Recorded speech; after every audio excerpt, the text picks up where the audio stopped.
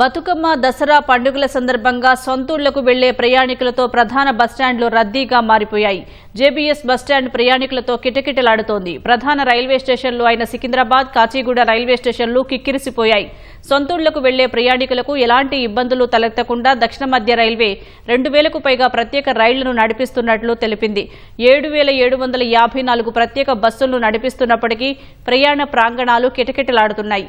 ఈ నెల 20 నుంచి అక్టోబర్ 2 వరకు ఈ స్పెషల్ సర్వీసులు ఏర్పాటు చేసినట్లు టీజీఎస్ఆర్టీసీ సంస్థ ప్రకటించింది. అక్టోబర్ 5, 6 తేదీల్లో తిరుగు ప్రయాణానికి ప్రత్యేక బస్సులను ఏర్పాటు చేశారు.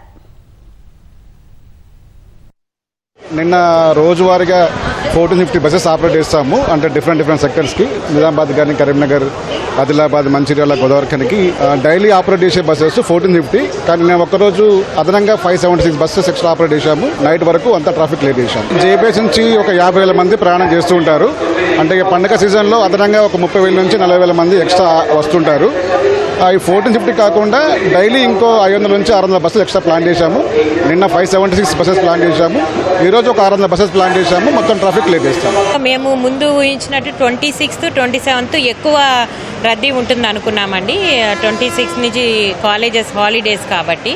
సో నిన్న చాలామంది తరలి వెళ్ళారు. ఈరోజు కూడా వచ్చే వాళ్ళ కోసం అదనపు బస్సులు ఏర్పాటు చేయడం జరిగింది. ఇంకా ప్రయాణికులు కొంచెం రద్దీ ఇంకా పెరుగుతుందండి. ఇప్పుడు మేము దానికి అనుగుణంగా బస్సులు అన్ని వైపులకి ఇమ్లీబాన్ నుంచి బస్సులు పునరుద్ధరించడం జరిగింది.